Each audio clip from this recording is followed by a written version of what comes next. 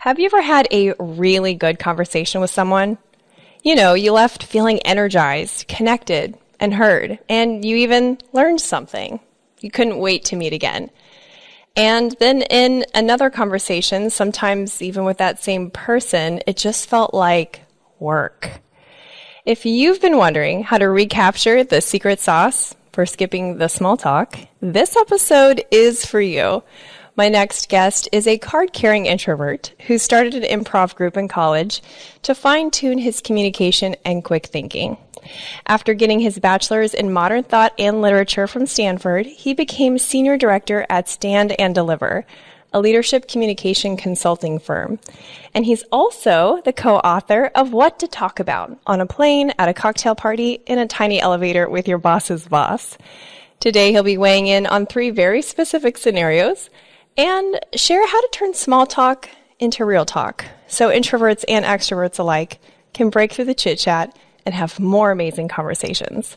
Comedian, writer, professionally curious, Rob Baedeker. Thanks for coming to the show. Thanks, Meredith. I'm so happy to be here. Me too. I love the contrast that you're like an introverted performer, especially an improv performer, because, you know, for most of us, that's like more horrifying than small talk. Yeah. It's funny. I think it's not uncommon for performers to be introverts. I hear of, famous celebrities in Hollywood who are secretly introverted. Yeah, and I'm definitely a part of that club, if it's a club. I don't think introverts really have clubs. We kind of gather separately in our own homes. Right. But I'm definitely a part of that. How has improv improved your conversation skills? Has it had an impact on it at all? Yeah, I was terrified of performing. I think I still have a natural anxiety about getting in front of groups, although I've kind of made it my work, ironically. But what improv did for me, or at least the kind of improv I learned in college, was take away the pressure of being funny and being kind of in the spotlight. Patricia Ryan, who was my improv teacher, came at it from a really introvert-friendly way for me, because the concepts were all about making your partner look good on stage, being curious, paying attention, and telling a story. So what I had thought was like, get up on stage and tell jokes, just wasn't at all required, really. And you could be really good just by kind of being present and curious. So it was a huge, huge eye-opener for me.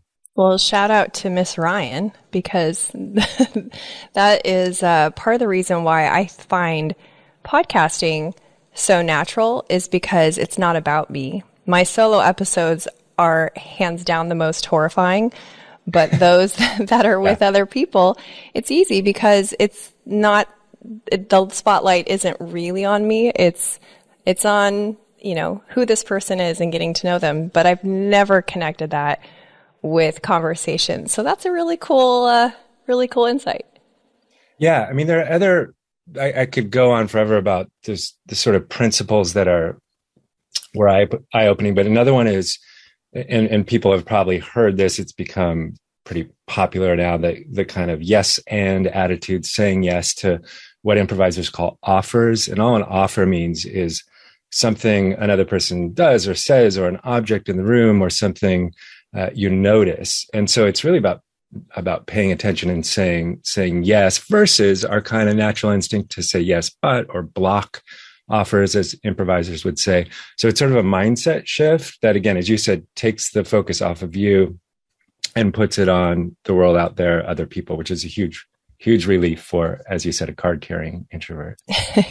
Because I think some of the nervous energy comes when you, for some people at least, when you first meet someone and you're in a situation where you're expected to converse, and it's like, okay, maybe if you are an introvert, you probably hate small talk.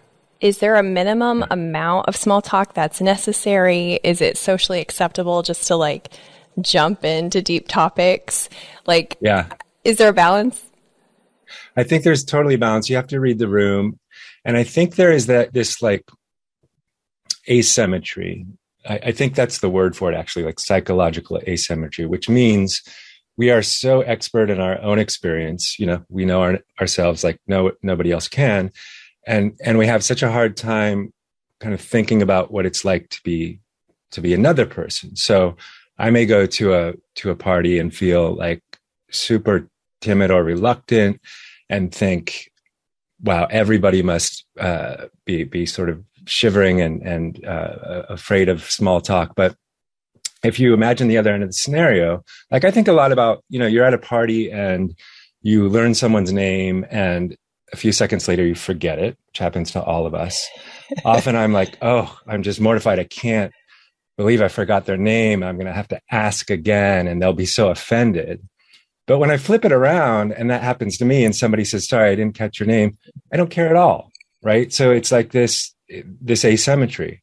And so to think, that other people don't want us to strike up a conversation is probably not true.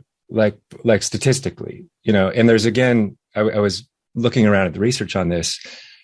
Conversation with strangers tends to make people happier, even though a lot of us are have sort of social anxiety about it, or some degree of it, like some reluctance to chat with a stranger. But when you look at it, it improves mood and it improves well-being in general. So, it's a good thing, but we have a hard time, I think, seeing outside of our own hesitations. That makes sense. It does make sense. And it's not that, well, me personally, it's not that I don't want to have a conversation with a stranger. I don't want to be stuck in a boring conversation with a stranger. Yeah.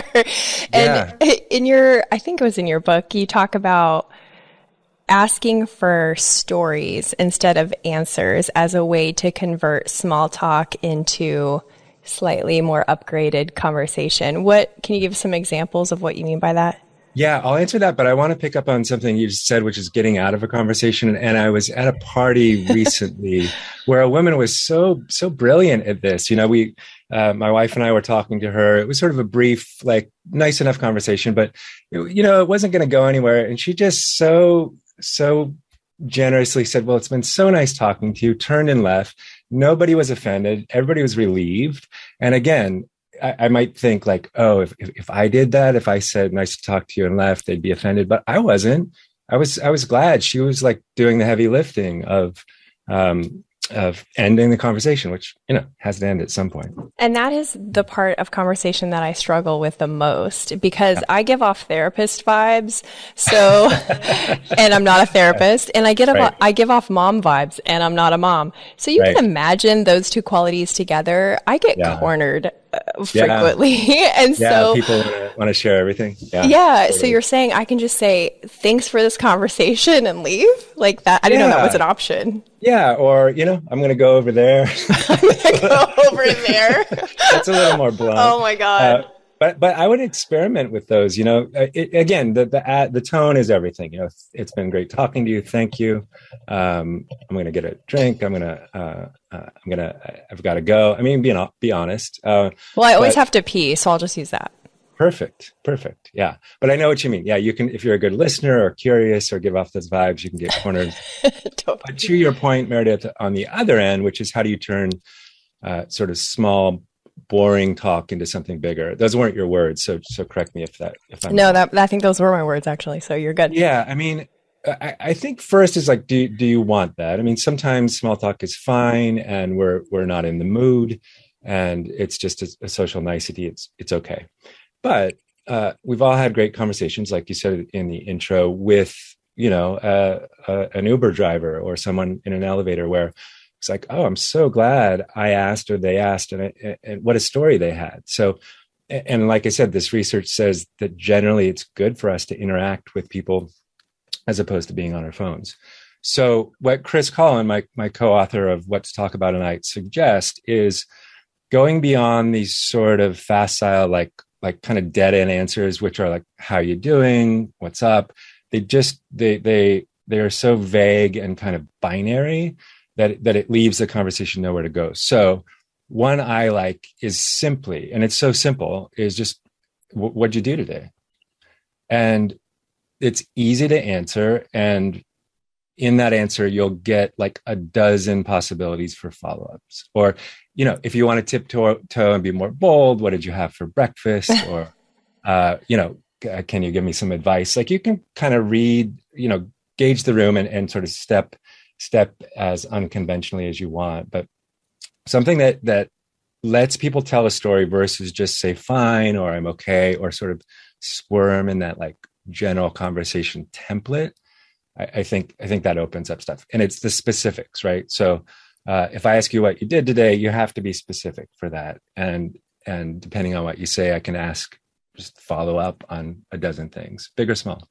I like that because it's not too catchy. It's not Yeah, like, what would you do if you were president or something weird yeah, like icebreaker youth yeah. group B?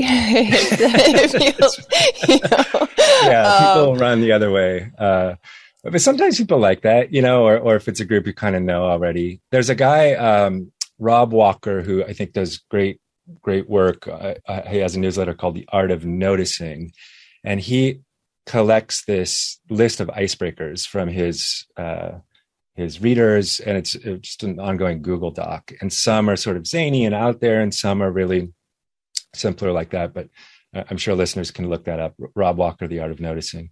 And I love that noticing is, part of his project as well, which I think is to conversation, just actually noticing what's in front of you, what's being said, what's in the room. It's harder than it's kind of like the beginning of curiosity. So I like that too. Yeah. And I think I'd like to introduce our first scenario if you are feeling ready for it. Okay. So you are on your way to a family reunion and you have vowed not to be the weirdo who just plays with kids and dogs at parties. P.S. I am that weirdo. You're surrounded by people whose names and professions you should know, but you don't. And it's a little late in the game to say, Aunt Barb, tell me about yourself. So what are some strategies to have meaningful conversation with people who have changed your diapers? Yes. Well, I would first kind of question the assumption that that playing with kids and dogs is a weirdo. I get where you're going, but that's kind of a necessary role. Sometimes those kids are they're pretty good. They're pretty honest, easy in some ways to connect with. Pets even easier. So I think that's an important function that someone's playing. But I do get your point, and I would go back to those those specifics. So I think I mentioned this one, but asking for advice is generally an invitation on something kind of universal, whether it's I want to go on a vacation, but I don't have a huge budget, like anywhere you'd recommend. Commenting on something they're wearing, that's a cool necklace. What's the story? If you don't know the person, the history of their name can be an interesting way in. Again, it's sort of easy pickings for them. It's not too high pressure, but you'll get a story.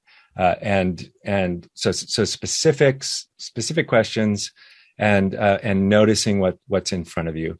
I find, and this one, Meredith, I find like almost always works in a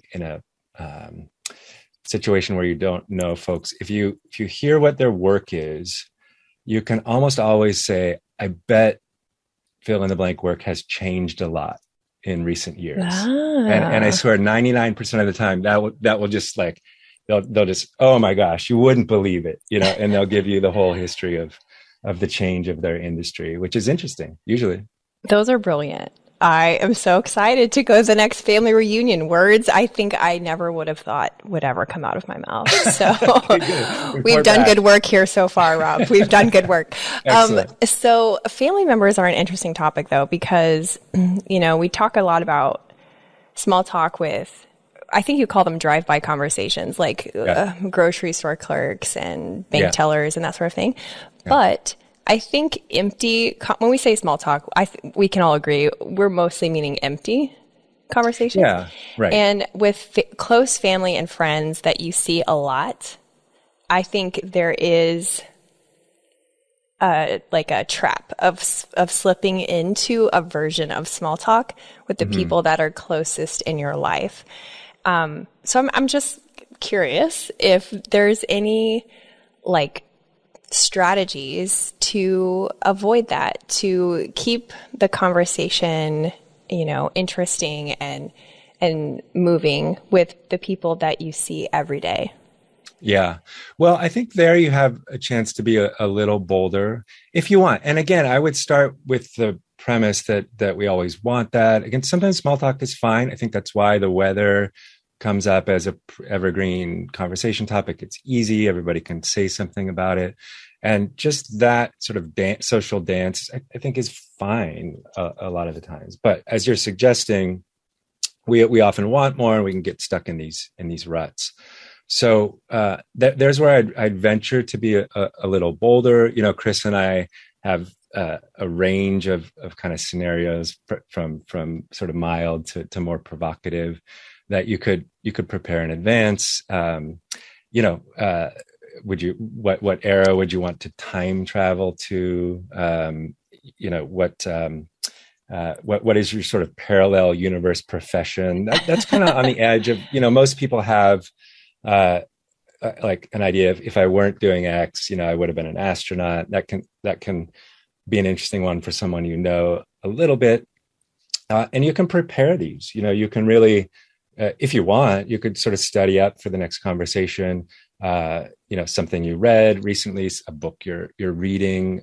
You could make an offer, as well as, to go back to the improv lingo, you know, putting something out there, doing a bit of thinking beforehand, mentioning a book you're reading, mentioning a problem you're having. That's sort of taking the first step. And so it's a little bit of work, but I think in those situations, Meredith, it's worth the experiment to see if the depth pays off. It's an experiment. Not all this works, and part of it just takes a kind of resilience to say, all right, well, that didn't go anywhere. Next time I'll try something new, you know?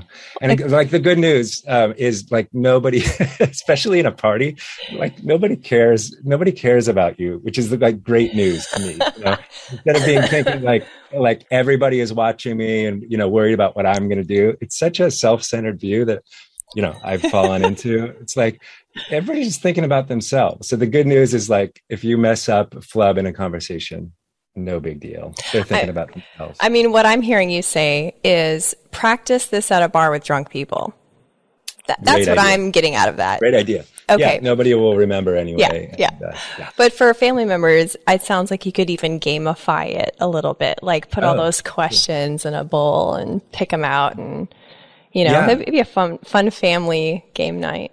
Yeah. You know, we after the book, published a set of cards that were meant exactly for that, what to talk about cards, which are prompts, sort of ranked from easy to challenging. And they're totally meant for that. I've actually tried them. They work. It's just like a little prop, you know, it's kind of fun. That's super fun. And speaking of preparing for, you know, the conversation, something you said in your talk at Google was, before you go meet up with someone for like happy hour or whatever, get there early. And I think you use the term check in with yourself, which as someone who goes to yoga class from time to time, I know what that means. Yeah. But can you explain for like maybe the typical Midwestern guy who does not do yoga, what does that mean and why should he do it for meeting up with his buddies? Yeah. You're talking about Tim. Hi, Tim. Yeah, Tim. Yeah. So why should Tim bother to check in with us? I think credit Chris for this idea, which is really not about the content of the conversation. And in my work as a communication consultant and trainer, we talk a lot about state. This is with the Stand and Deliver group, which is your kind of psychological, emotional condition before, with our work at Stand and Deliver, it's before you get in front of your team or have a difficult conversation. But it's got nothing to do with the content.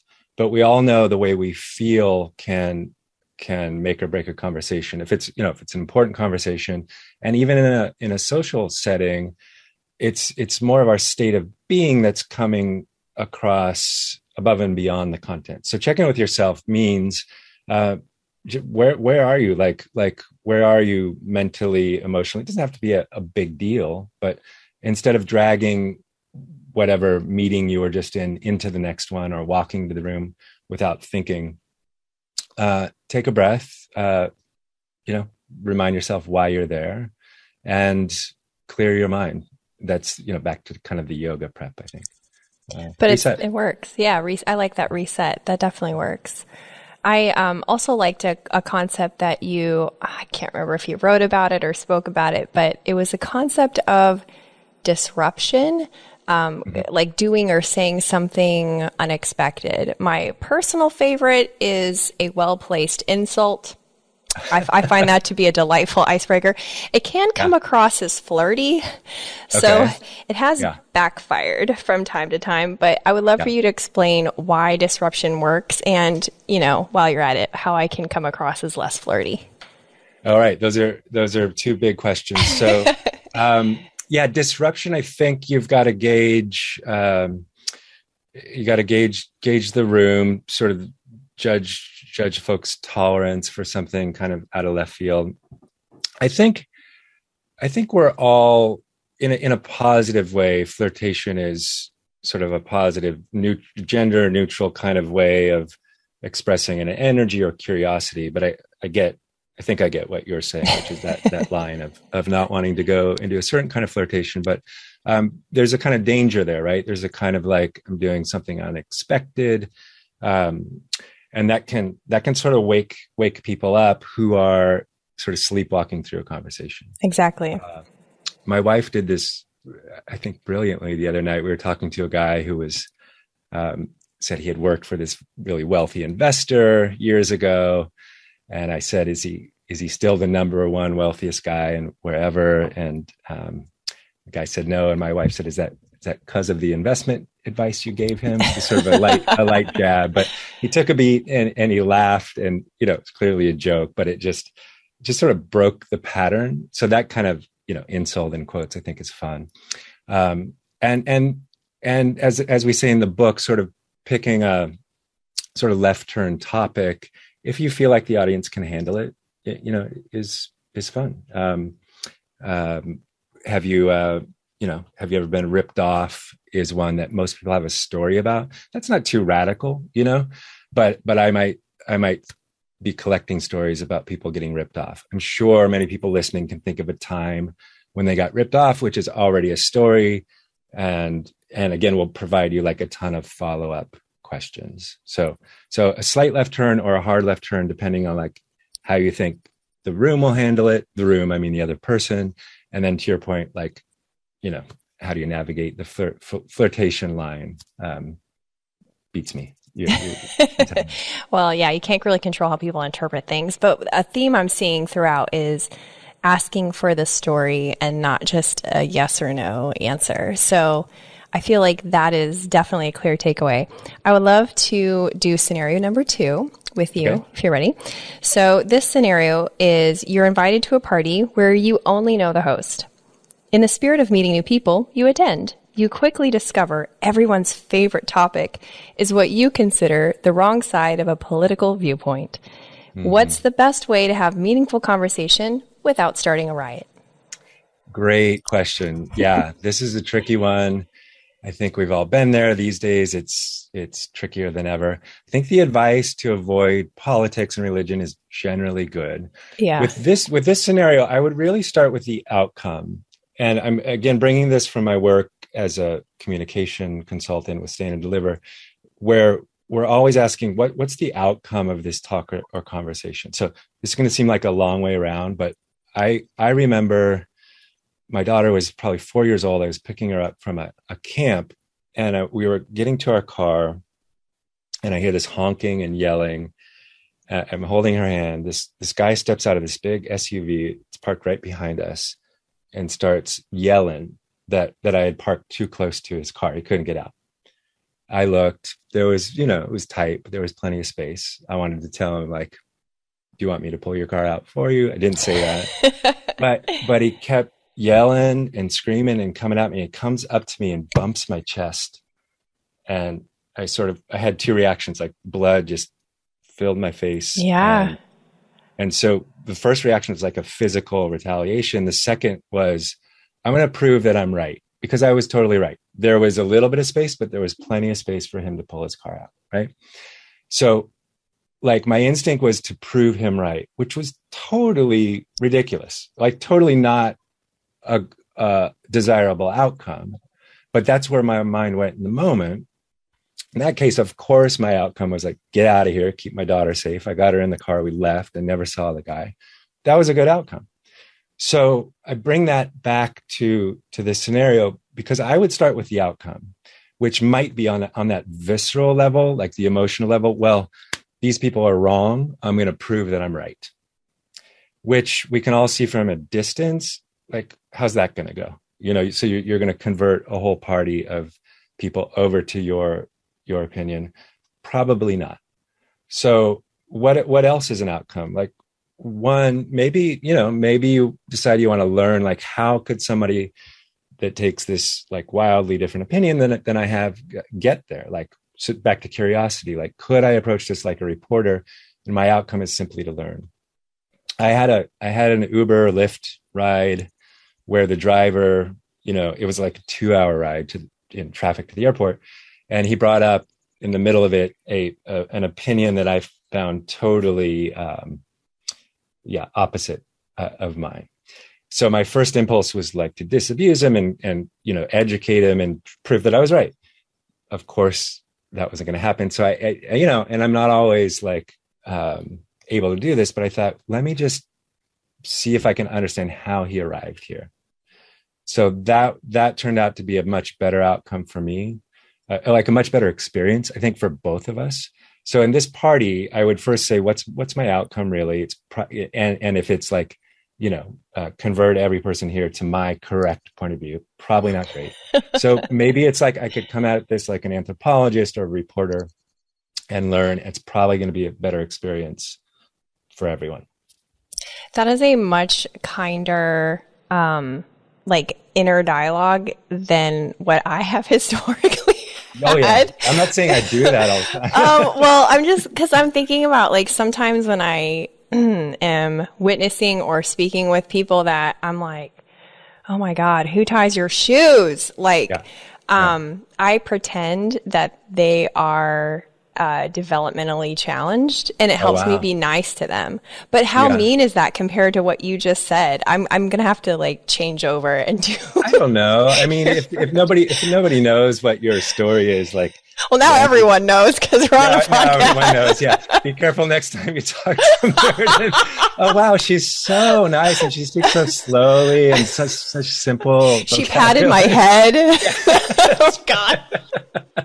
That's right. The head patting. It's usually that'll be a giveaway. If I pat your head.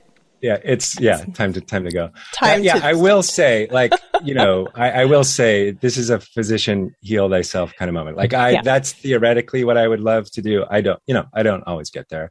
Okay. And sometimes, like with the car, with that like chest bump guy, like the answer is to leave. Like, and it's harder to do if it's a friend, but like I know nothing's gonna, I'm not gonna be at my best self here, so I'm going to find a way to gracefully leave. Fair enough. I think a lot of us get trapped in that sort of like, it's a very emotional response. Like, I'm going to take this opportunity to prove I'm right. I've never seen that work. I don't know.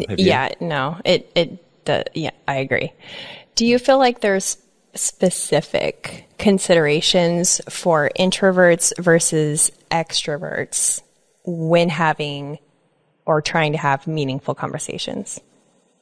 Well, first of all, thank goodness for the extroverts. I mean, they're doing a lot of the heavy lifting. I met a kid, it's funny when you see a really extroverted kid. The other day, I was talking to like a 9-year-old and she's like, so, how you doing? Tell me what, oh my God. What are your plans for the week? I was like, oh my gosh, she's more, more present and like leaderly than I am. But like, that's, it's important work to like put out the first move and make offers. So as an introvert, what's been super helpful to me is this kind of inner game. Back when you talked about kind of checking in with yourself. So if I'm going to a party, it's like, what's my story here? Is it that everybody is, going to be clinging to my every word? It's such a self-centered point of view. I remember a class in college, like a seminar. There's like 15 people in there, and you would all sit around this big table and speak. And I remember, I can still feel this in my body, like having something to say, and feeling my heart pounding and feeling sweat under my arms. And like working up the courage, like after she speaks, I'm going to say my idea, and feeling like everybody was like, close up camera, like waiting for me, which is such a self-absorbed, such a self-absorbed point of view. Like they didn't care. They were thinking about the thing they were going to say. So I'm kind of repeating this point, but sort of getting over yourself. Like, yes, you may feel sort of heightened and sensitive, and that's all real, but it's okay. Like people aren't noticing it, and they're probably feeling the same. So for introverts, I would start with that sort of baseline. Examine your story, your state, and see if there's a better, more useful way to go into this for you and the people in this situation. Like, how can I help people out? I mean, I think that's a good one for introverts. It is for me. Instead of like, what am I going to say that's going to be fascinating? Like, how can I make it easier for the people at this party? They don't know anybody here either. So maybe I can be of service, like by coming prepared or making offers or paying attention. That sort of turns the tables for me. Then it's not about me being witty or charming or smart. It's like, I'm going to try to make this easier for them. Yeah, I love that. As an introvert, I could just, when you said you felt the nervousness in your body, as an introvert, when you said the point about thinking about others, like I felt that in my body. That felt like, oh, cool. Yeah. Right. I can do that. That is where I feel the most comfortable, because I have been in some crazy, like uncomfortable situations that I put myself in. And when I think about others, like try to make other people comfortable, that is what makes me the best version of what I can be in that moment. So totally. I love that example. Okay, let's do scenario number 3, our last scenario before we close. So in this scenario, you are climbing the corporate ladder in a family run business, okay? Oh boy. Where it's all about who you know. One day, your boss's boss steps into the elevator with you. How do you make yourself memorable? Oh, this is a tough one, Meredith. Okay, there's like multiple layers. We're in the elevator. It's a short ride. It's my boss's boss, family run business, and I'm climbing the corporate ladder. So I'm making assumptions that this character is sort of an ambitious ladder climber. But I'll sort of check that and say, yeah, like, this is this fictional me is an honest person who wants to make an impression. There is a great scene from the show Mad Men. And if anybody knows that show, it doesn't matter if you know, but there's a character, Pete Campbell, who he's a pretty kind of cheesy salesman. But there's a great scene where he's at a dinner. This is not too dissimilar. I think it's Don Draper's father-in-law, who's a French academic. And Pete Campbell sits down at the dinner and starts to describe his job. He's an account manager at an ad agency. And the French guy's like, but I didn't understand. What do you do? And Pete Campbell, and you can find this on YouTube, Google like Pete Campbell explaining what he does. Pete Campbell says, well, Emile, I understand you're an academic. He says, yeah. He says, and what I hear is your work is quite pioneering, something like that. And the French guy says, yeah. He said, I bet the world would be a lot better off if more people knew about what you do. And the guy says, well, of course. And Pete says, that, Emile, is what I do. So I bring that in because that, again, this is the theme, right? Instead of me using that 30 seconds to like recite my resume, that I actually get curious, ask or learn something about him or her. I forget who this relative was. And then frame whatever I have to say in terms of their story. That is brilliant. I love that. It reminds me of, I think something else I read in a different book that says, if you are on an airplane with someone and you facilitate conversation in a way that they talk about themselves the whole time, both of you will leave that airplane, but the other person will say to themselves, oh, wow, she's the most interesting person I've ever spoken to. Because it was all about them. Yeah. And you said something at the very beginning, I think, which is about being heard in a conversation, which I think is so overlooked. And simply acknowledging what you're hearing can make a conversation feel so profound. I mean, it sounds so simple, but I love the phrase, it sounds like. So I'm listening to you. It's like, wow, it sounds like you're in between jobs and you really want to find whatever. And you're not parroting what you hear, but you're acknowledging. You're making them feel heard. And that's magic, I think. It is magic. And this conversation was magic. Thank Oh, thank you you. so I so much. enjoyed it. Thank you for inviting me.